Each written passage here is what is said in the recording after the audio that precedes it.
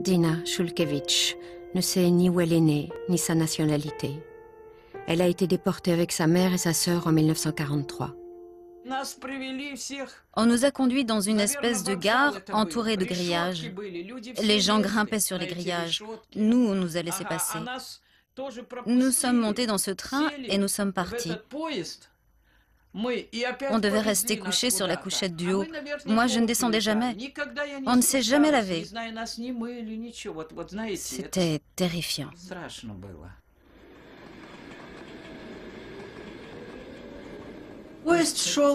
Nous avons roulé pendant près de 2 mois. Les gens étaient totalement exténués. Dans notre wagon, je me souviens d'une femme. Elle s'appelait Anya. Anya Sivakova.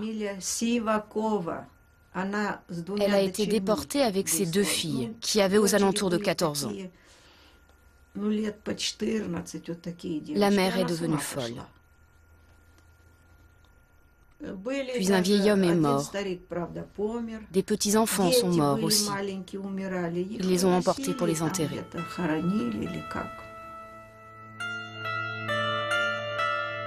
À l'arrivée, les prisonniers ignorent ce qui les attend.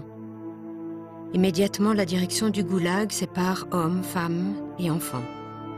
Le goulag est un camp de travail. La notion de famille n'y a pas sa place.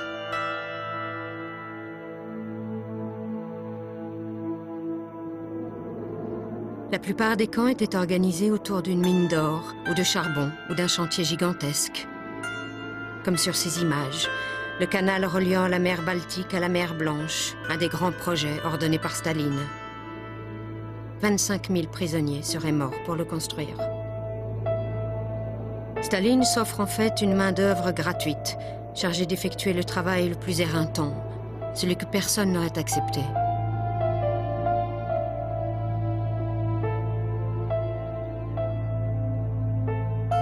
Astreintes aux mêmes tâches que les hommes, logées dans le même type de baraquement, les femmes représentent rapidement un quart de cette population.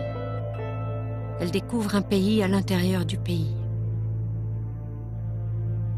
Pavlina Ostapchuk était une jeune fille à son arrivée à Dolinka. Elle venait d'être condamnée pour ne pas avoir collecté assez de taxes dans son village. Voilà le camp des femmes que j'ai dessiné de mémoire. Ça, c'était l'infirmerie. Là, tous les gourbis où nous vivions.